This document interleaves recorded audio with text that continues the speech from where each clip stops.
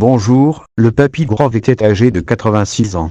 Il est mort mardi 24 mars des suites du Covid-19, la maladie provoquée par le nouveau coronavirus. Manu Dibango est mort. La famille du chanteur et saxophoniste a annoncé, mardi 24 mars, son décès des suites du Covid-19, la maladie provoquée par le coronavirus. Chers parents, chers amis, chers fans, une voix s'élève au lointain. C'est avec une profonde tristesse que nous vous annonçons la disparition de Manu Dibango, notre papy grovéen, survenu le 24 mars 2020 à l'âge de 86 ans, des suites du Covid-19, a-t-elle déclaré arrivé à Marseille en 1949, alors qu'il était adolescent, fait chevalier de la Légion d'honneur en 2010, l'artiste camerounais était encore en pleine forme et en tournée l'an passé pour ses 60 ans de carrière avec son Safari symphonique mêlant jazz et musique classique, un programme dont il nous avait parlé en juillet 2019 avec sa bonne humeur et son dynamisme inaltérable. Manu Dibango était un géant par sa taille et son talent, mais aussi par sa gentillesse et son enthousiasme communicatif. Le 18 mars, la contamination de l'artiste avait été annoncée sur sa page Facebook.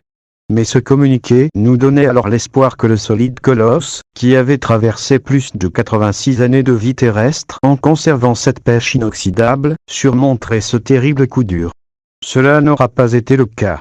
À cause des règles du confinement, les obsèques auront lieu dans la stricte intimité familiale, et un hommage lui sera rendu ultérieurement dès que possible, indique la famille dans son communiqué.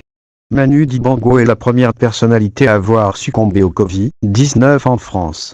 Au cours de sa longue et dense carrière, Manu Dibango, géant de la musique africaine, a traîné sa haute silhouette et son large sourire reconnaissable entre mille sur les 5 continents. Il a abordé de multiples styles musicaux, collaboré avec les musiciens africains comme Youssou N'Dour et Angélique Kidjo, les rockstars comme Petit Gabriel et Sting, les chanteurs français comme Serge Gainsbourg, Nino Ferrer ou Dick Rivers, les gens du jazz comme Herbie Hancock, Bill Laswell, en France, le bassiste Jérôme Roga ou le tubiste Didier Ave, rendant notamment hommage au saxophoniste américain Sidney Bechet dans un album en 2007, l'un de ses grands tubes, l'irrésistible Soul Makossa, inspiré d'un rythme du mouvement éponyme, sorti en 1972, a séduit un certain Michel Jackson qu'il a clairement cité à la toute fin de son électrisant Vanabé Start un Sommetin, sans le créditer d'entrier, son album de 1982 au triomphe planétaire. Un procès et un accord financier suivront. Rebloque quelques années plus tard avec la chanteuse Rihanna.